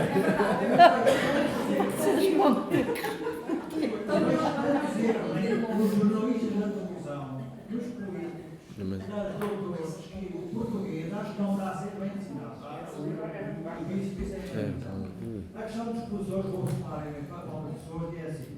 Eu creio que, portanto, os cabelos brancos, os negros, essa questão da autoridade, eu creio que, portanto, digamos que a segurança de pessoas e bens tem que ser garantida a todos os níveis, na sociedade e na escola. Eu vejo os animais, portanto, domésticos, os mais velhos impõem a disciplina. Portanto, isto não pode ter galinhas vermelhas. A falta de respeito não se pode admitir. Eu creio que na sala de aula, a hora do professor deve ser a primeira, prioritária. Depois, podia ser contestada na reunião toda, basta, mas na hora, a ordem do professor deve ser respeitada. Porque senão, realmente há uma desmotivação grande dos professores profissionais. Por outro lado, a questão, eu ouço dizer, por exemplo, há falta de comunicação de professores no Algarve, porque não há habitação acessível. As câmaras deviam ter um parque escolar suficiente, não só para os cataclismos, como para os profissionais, tanto que são precisos fazer. O IRS, taxas altas nos ordenados altos, também não incentivam nada. Depois, a questão da disciplina de cidadania, que eu acho que é muito importante, eu não basta instruir, é preciso moralizar e é preciso ética na sociedade. Agora, há questões que eu acho que deviam ser bem vistas. Porque, por exemplo, o que não é normal pode ser tentado contrariar. Eu, por exemplo, eu hoje não sou escravismo, porque a minha irmã mais velha e o meu pai disseram, deixa de escrever com a direita. Escrevo mal, escrevo mal. Mas isso depois elas divulgaram, sem pôr a mão para o seu lado. Eu vou dizer, olha, eu hoje escrevo mal com a esquerda e mais com a direita. Eu não estou nada arrependido, até agradeço se me terem obrigado por não fez problema nenhum. E finalmente, eu queria falar do financiamento. Andando a informação, aqui dois jovens que mostraram dificuldade em financiamento. Eu vejo assim, nas Forças Armadas, as pessoas, portanto, aprendem, portanto, não pagam, até recebem a verdade, mas enfim. Só que depois, para saírem, têm que pagar 30 mil abaixo. E na Alemanha, eu ouvi dizer que o curso é grátis, mas depois alunos têm que trabalhar 2 anos para o Estado. A ministra Marta Civil, aqui há uns anos, há poucos anos, na legislatura, ela falou na questão dos médicos que deviam ser também obrigados a trabalhar depois de formados, porque na Força Armada não acontece isso. Mas eu creio que o ensino, realmente, acho que é uma possibilidade. Em vez de estar a empenhar as pessoas nos bancos, o Estado pagava o ensino e depois as pessoas iam trabalhar. E assim já renovavam os quadros com menos grande, não é? Obrigado. Eu vou aceitar mais duas perguntas para esta primeira ronda. Diana Prudêncio. Olá, boa tarde. Antes de mais, agradeço a vossa presença e esta tarde tão agradável para falar sobre educação. Eu sou daqueles professores que foram formados no início dos anos 2000 e que só dão 30% se forem tantos colocados. Sou daqueles professores que concorreu 7 anos e só apenas ficou colocado 1 ano, com um horário de 9 horas para português para estrangeiros. No Laranjeiro não tinha de pagar para ir trabalhar, porque o passe era muito caro na altura. E a educação sempre ficou um bocadinho no meu coração e eu verdade para outras áreas da educação, não escolar, mas catequese e animação de jovens, onde fui contactando com os jovens que hoje em dia são essencialmente formatados como máquinas. E isto é muito grave. É muito grave o que se vê na sociedade. Os jovens hoje não saem de casa. Não é? Estou a falar bem? Os jovens hoje não saem de casa porque têm que estudar. Os jovens hoje não vão ao grupo de jovens porque têm que estudar. Os jovens não vão à atividade porque têm que estudar. E os pais incutem esta educação nos jovens. A sociedade incute esta educação nos jovens. Eu felizmente cresci numa altura em que, e numa zona que hoje é considerada TEIP. E a escola da minha vida foi a Escola dos Olivais, onde eu estudei nas Irmãs S. Olivais, uma escola velhinha feita de fibrocimento, aquelas sanduíches de fibrocimento com esferovite no meio, mas onde os professores efetivamente se preocupavam com os alunos. Quando fui para o Filipe de Lencastre, o famoso Filipe André Castro, topo do ranking, foi uma diferença enorme. Aí ensinavam a ser como máquinas, aquilo que ensinam hoje. Não é esse o caminho, não é esse. E eu a pergunta que queria fazer ao Sr. Ministro da Educação, que todos os anos faz uma publicação muito interessante sobre os rankings, cada vez que eles saem, até quando a sociedade se vai medir por rankings, até quando as escolas se vão medir por rankings e não por projetos escolares, até quando os jovens se vão medir por rankings, até quando? E como é que nós, sociedade, e como é que o Ministério da Educação pode formar os professores a não educar jovens pelos rankings? Obrigado. Eu penso que havia também uma pergunta de Romualda Fernandes. E com esta pergunta fechamos agora este round de questões. Muito obrigada. Começo por agradecer excelentes intervenções das senhoras oradoras e do senhor orador. E vou diretamente à questão que eu quero aqui trazer, e que se refere à minha questão, que tem a ver exatamente com a questão do insucesso escolar e do abandono ligado a condições socioeconómicas. Nós tivemos um retrato muito visível durante a pandemia, em que se tratou de questões de educação à distância. Começamos por ver que há um grande problema a nível de computadores, os alunos não tinham computadores, e logo a seguir descobrimos que não só não tinham computadores para estarem sozinhos em casa, não tinham pais que os pudessem sequer acompanhar a ligar esses computadores, não tinham sequer espaços em casa onde pudessem ter esses computadores, e por aí além todo esse retrato que todos nós tivemos durante este período. Ora, esta questão não se coloca apenas com o ensino à distância. Este é o problema dia a dia dessas crianças que não têm uma casa, um espaço onde estudar, que não têm os pais que os acompanham, que não têm que os ensinem. O que eu pergunto é se neste projeto, este novo projeto educativo, como é que esta questão poderá ser abordada, porque nós estamos a ver que há questões a montante que devem ser acauteladas antes de propriamente chegar ao tem que haver também com a aprendizagem. Muito obrigada.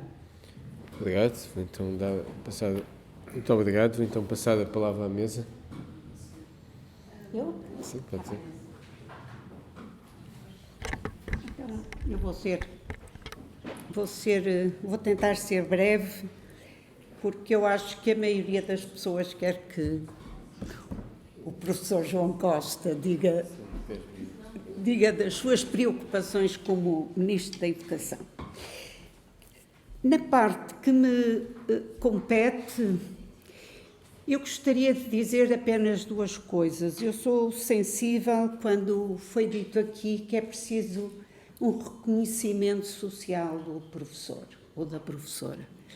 E essa parte, por razões, muitas delas,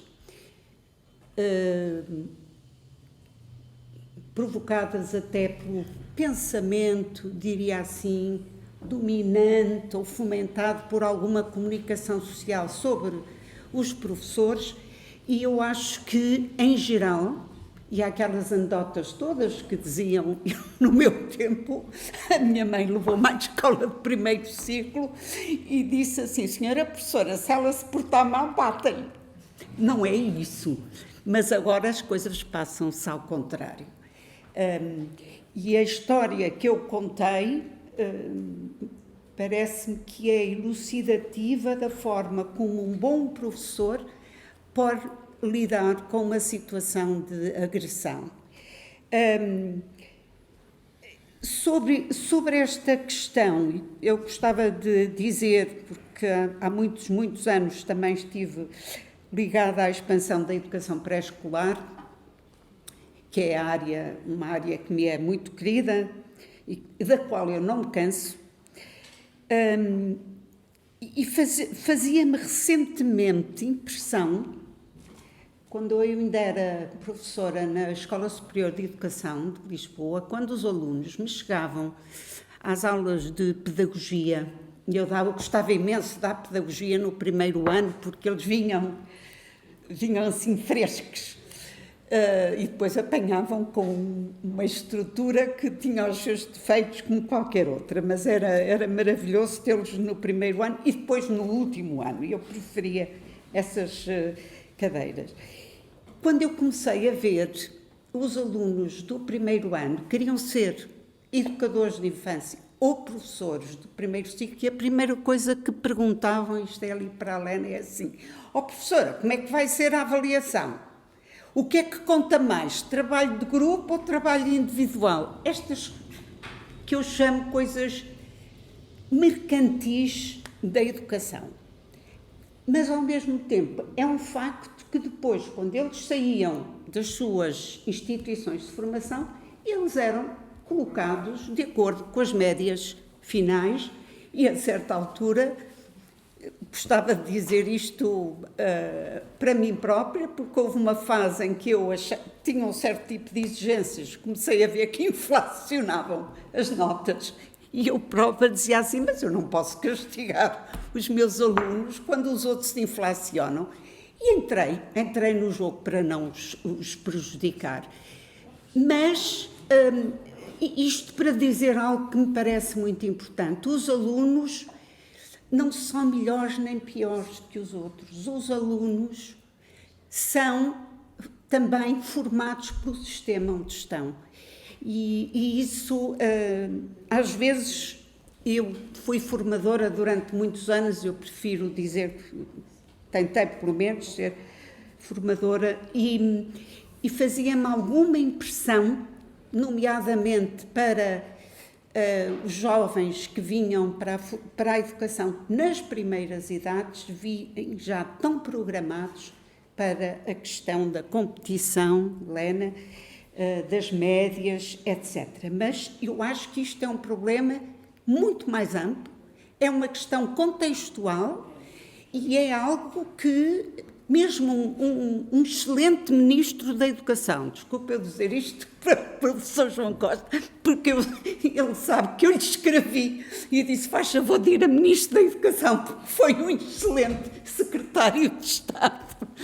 E que mesmo o ministro da Educação não sei se poderá resolver, porque são estruturas muito maiores da sociedade, mais amplas da sociedade em que vivemos. E a história que vos contei demonstra isso mesmo. Dá muito trabalho o processo de educação, de formação de jovens, a própria educação para ser. Eu contava-vos histórias fantásticas que eu tenho e que eu observei. Tive o privilégio de estar um ano a observar o trabalho desta profissional e, portanto, tenho histórias fabulosas. E eu também disse, bom, para fazer uma etnografia, que foi o meu trabalho, eu quero ir para uma boa educadora de infância, e é verdade, e era uma excelente profissional e hoje inspira muitos outros profissionais de educação. O esgotamento físico e mental dos professores é uma realidade, mas eu acredito, e fui professora durante muitos anos e exerci como educadora de infância muitos anos, é também criado pelas expectativas que nós temos e pela pressão que é posta nos professores. Eu vou dar o exemplo de uma colega minha, professora de primeiro ciclo, e como eu disse, eu dava as aulas de pedagogia no primeiro ano porque queria motivá-los para a profissão, porque alguns diziam: professora, eu queria ir para a psicologia, não entrei e tal. E eu dizia sempre a frase do Virgílio Ferreira: o que é importante não é o que nos acontece, o que é importante é o que fazemos com o que nos acontece.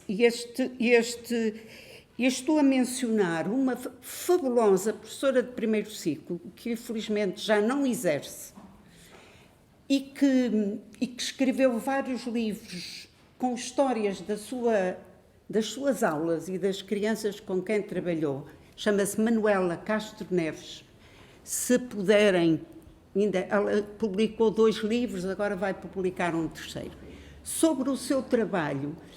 E era uma professora cansada, desgastada, etc., mas que tinha na mesma o brilho e a alegria de querer ser professora. E foi assim até ao fim.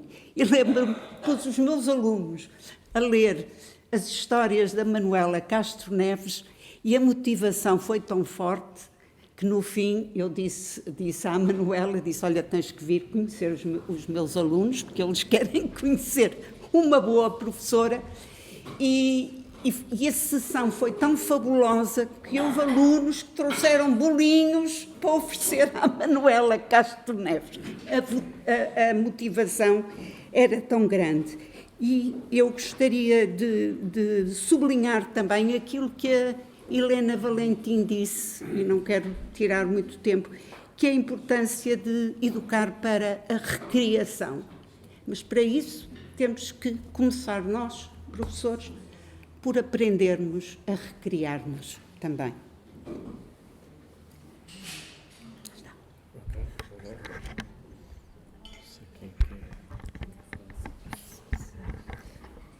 Se está a funcionar, está. Bom, eu não vou, até pela falta de tempo e talvez também pela capacidade que penso que haverá, mediante as intervenções, a possibilidade que há de sumariar, não é? Porque foram elencados problemas,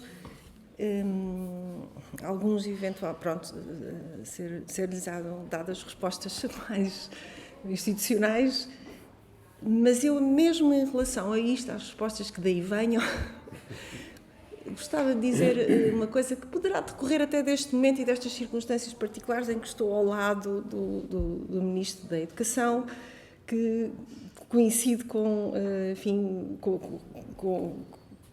ser, portanto, uma pessoa que eu conheço e com a qual também, tenho mais proximidade, que é este sentido de corresponsabilidade que os vários agentes no terreno, e que somos todos nós, o terreno é o país, o terreno é onde nos movemos nos nossos diferentes círculos, não é? Da família, pronto.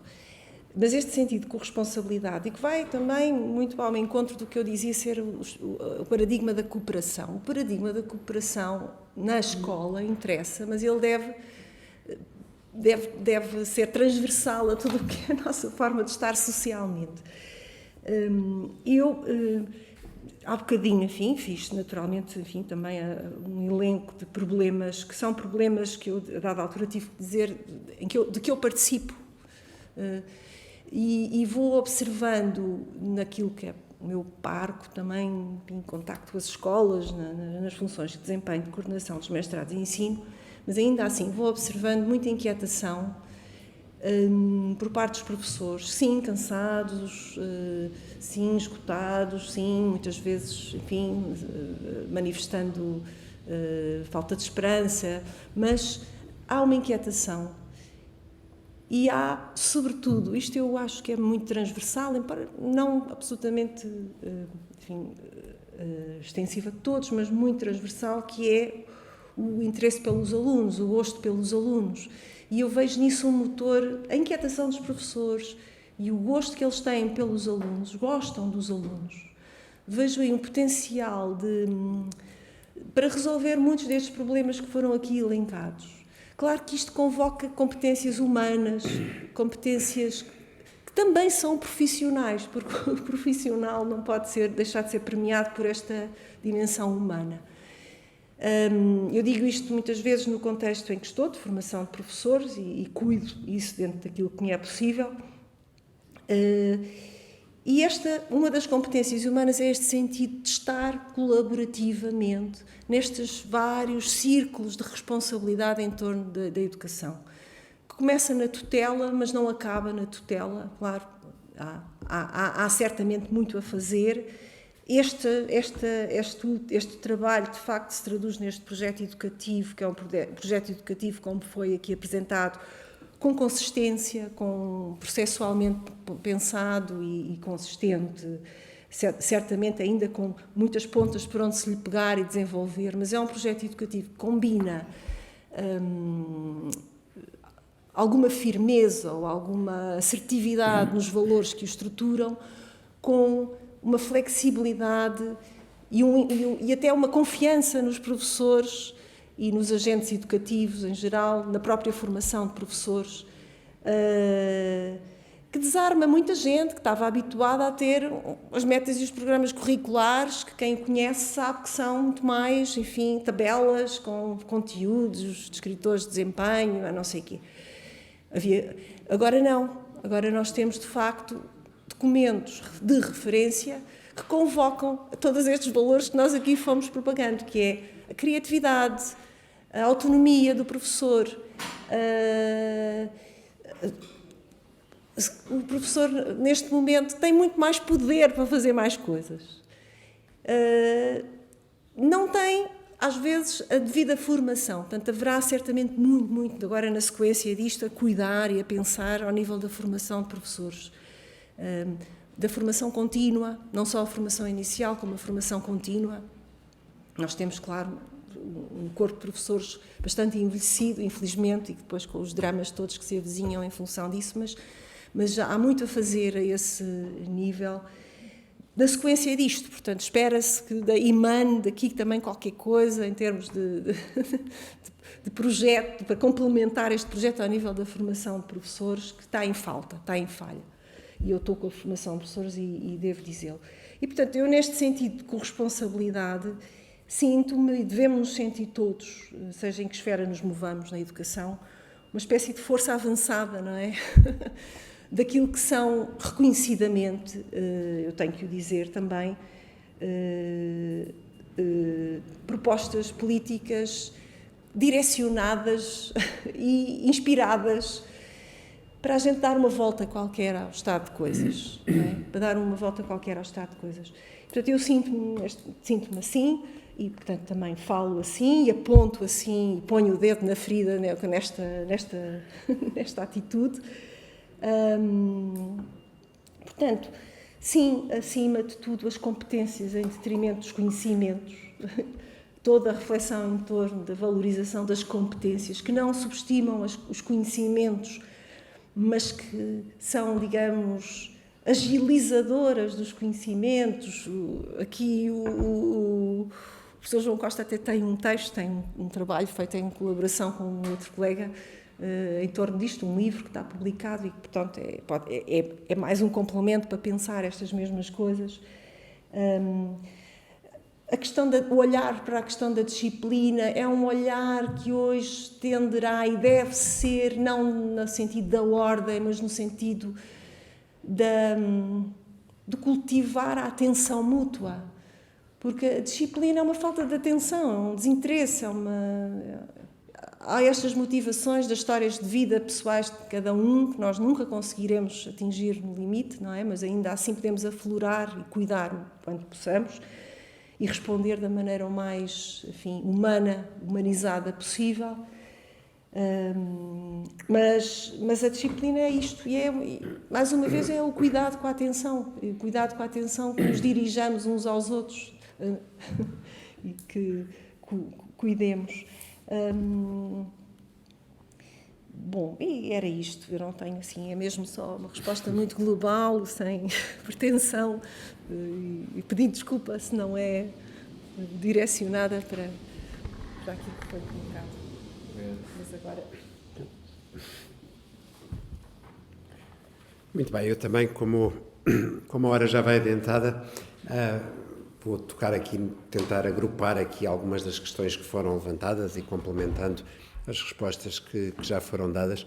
Eu começava por senti vontade ao ouvir algumas das questões, de fazer aqui um ponto prévio, que é... Foi-se a pilha outra vez? Foi a pilha. Helena, nós gastamos as pilhas todas, né? É que este lado da mesa, os linguistas comem as pilhas completamente. Olha, esta já está a dizer que está fraca também, mas vamos ver se o tempo está a acabar. Portanto, isto é também um estímulo para eu abreviar a minha intervenção. Mas ia dizer, ouvindo algumas das questões, eu sou muito fã da escola, eu sou muito fã do sistema educativo, e as coisas correm bem, no geral, ou seja, nós temos uma população muito mais qualificada do que já tivemos. Nós temos jovens, estava a ouvir a Diana e estava a pensar, os jovens não são assim tão desinteressantes, não são umas maquinazinhas formatadas. Os nossos jovens são interessantíssimos. Os nossos jovens movem-se por causas. Os nossos jovens são muito mais criativos do que nós éramos. Fazem coisas muito diferentes. E isso também é um produto da escola que temos. Nós visitamos as escolas e as escolas estão cheias de projetos de ciências, de arte, de relação com a comunidade. Portanto, as coisas, há sempre tudo por fazer, mas as coisas correm bem. As coisas correm bem. Mesmo nas questões que são discutiu-se aqui, as questões de indisciplina, etc. Nós temos todos os dias 1.300.000 crianças nas escolas. E entramos nas escolas e são espaços saudáveis, espaços de felicidade. Claro que cada caso de indisciplina é um caso a mais. E então, quando é com gravidade, são 2 casos a mais, ainda que seja só um, e não estou aqui, como disse há pouco, a legitimar, a minimizar, etc. Mas há todas as razões para nós, como país, termos orgulho naquilo que temos a acontecer nas escolas todos os dias, e é exatamente por termos um percurso de sucesso que podemos continuar a sonhar, ir ainda mais longe. Portanto, isto era assim o ponto foi-se, pronto. Agora está. A gravação ficou bem, Está aqui. Vamos ver. Agora é o teste. Este é que vai ser o teste. Este é que vai ser o teste. Ver se sou eu ou se são os microfones. Bom, isto era o primeiro ponto prévio que queria fazer. Também dizer que quando eu rejeito um discurso sobre a autoridade dos professores que seja simplesmente voltar à palmatória e à expulsão como solução para todos os problemas, porque não se pode fazer. Eu lembro sempre de um sobrinho meu com quem eu brincava, ele era levado da breca, eu dizia assim: tu de mim tens respeito ou medo?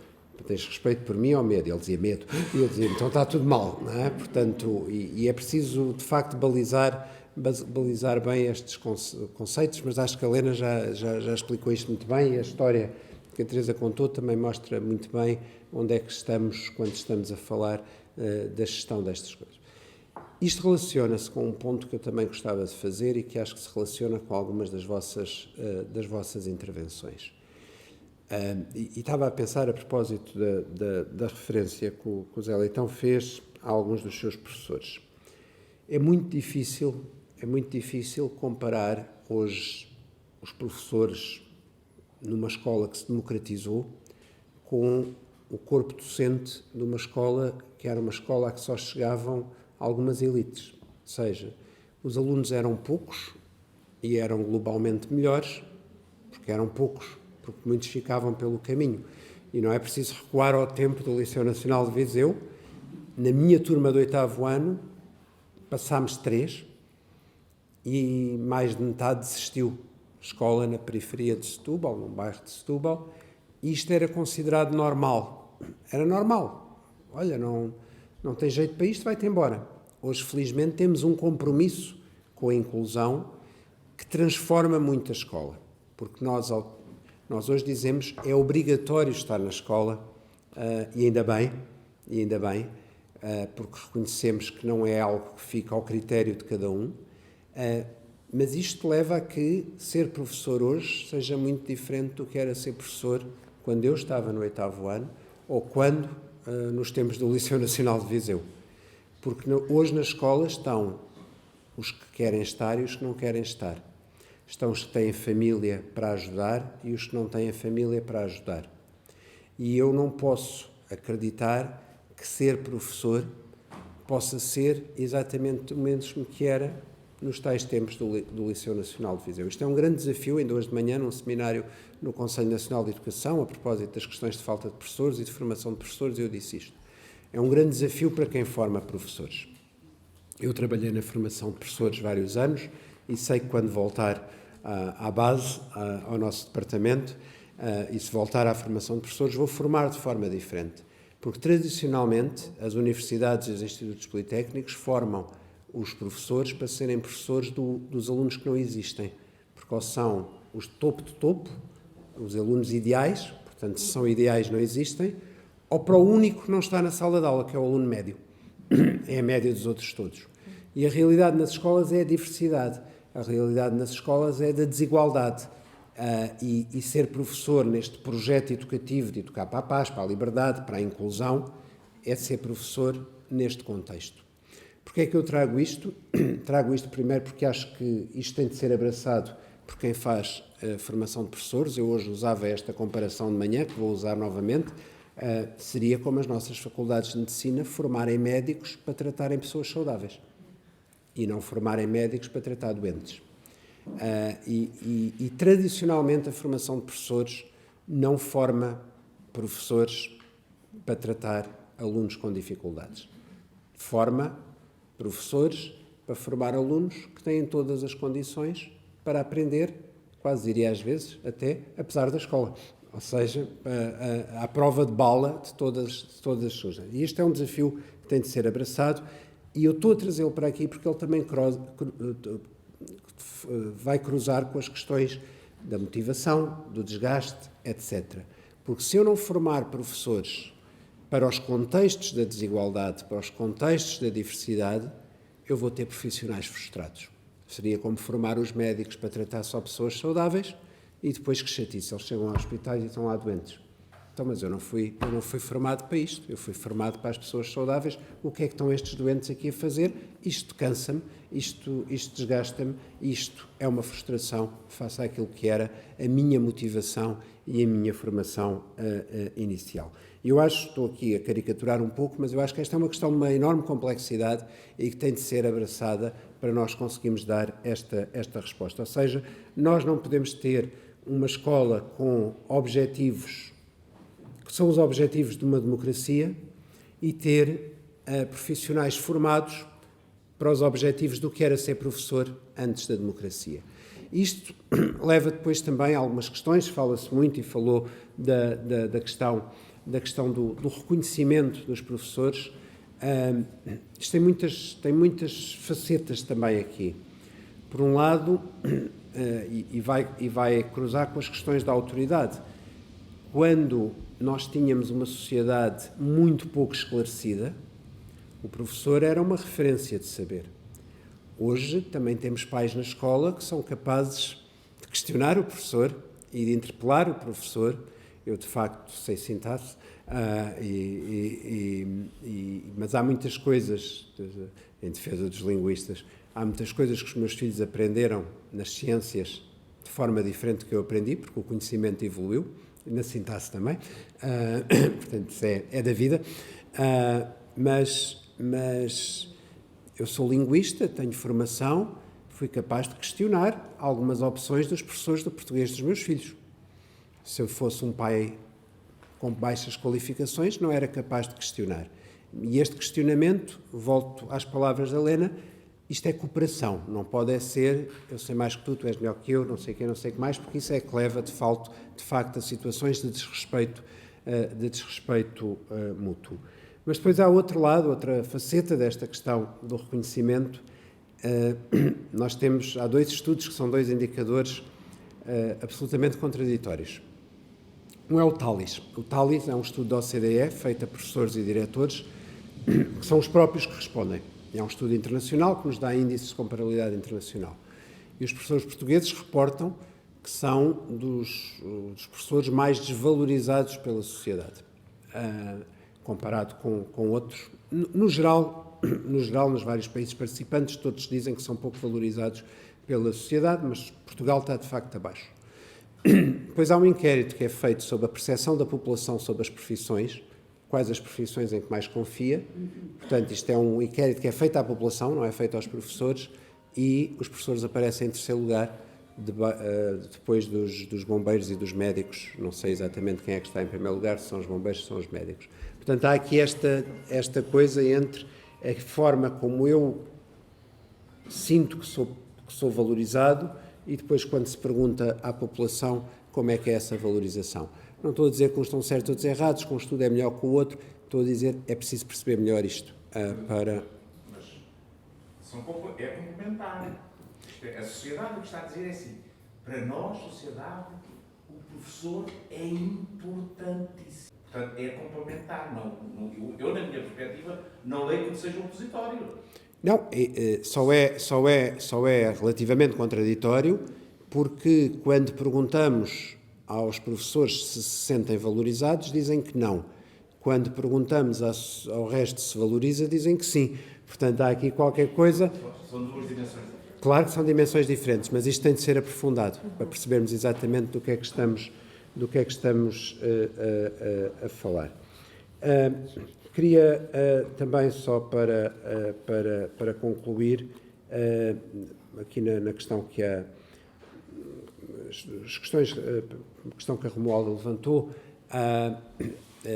nós temos, nos últimos anos, temos feito um investimento grande em educação, temos um acumulado de aumento, isto às vezes é preciso trazer números, desculpem, mas temos um acumulado de um aumento no orçamento da educação de mais de 31% neste momento, desde 2015. Nem todas as áreas governativas podem dizer isto. E eu não digo muitas vezes, que é para o Ministro das Finanças não achar que já chega, portanto também não digo muitas vezes. Mas não só temos este aumento no orçamento, como este aumento tem sido canalizado sobretudo para o combate às desigualdades. Instrumentos como as tutorias, o reforço da ação social escolar, manuais escolares gratuitos, mais psicólogos nas escolas, mais técnicos especializados nas escolas, ou seja, é de facto para responder às questões das assimetrias socioeconómicas. Eu disse muitas vezes durante a pandemia que a pandemia não trouxe grandes coisas de novo. O que trouxe foi agigantar aquilo que já se sabia que existia, só que alguns nunca tinham aberto os olhos para as desigualdades, e eu tenho muita pena que alguns já estejam a fechar os olhos outra vez, como se as desigualdades não existissem antes e não se mantivessem depois. Depois dizer aqui à Diana que o Ministério da Educação não faz rankings, não alimenta rankings. Está obrigado, por uma ordem de tribunal, a disponibilizar as bases de dados que alimentam os rankings. Aquilo que temos feito é, desde 2015, temos cerca de 70 indicadores de desempenho do sistema educativo, alguns como indicadores de equidade, percursos diretos de sucesso, que nos dão um olhar mais interessante sobre as escolas. Talvez não tenhamos o golpe da asa comercial que os rankings têm, mas o que eu acho que é preciso é que cada um de nós faça o que eu faço, que é manifestar o seu desprezo por aquele indicador, porque ele de facto não diz muito pouco sobre a qualidade do trabalho das escolas. E pronto, assim de uma forma geral, penso que toquei nas várias questões, isto já é quase hora de jantar, só queria terminar a dizer que tenho o maior orgulho em ser canhoto e ainda bem que ninguém me contrariou.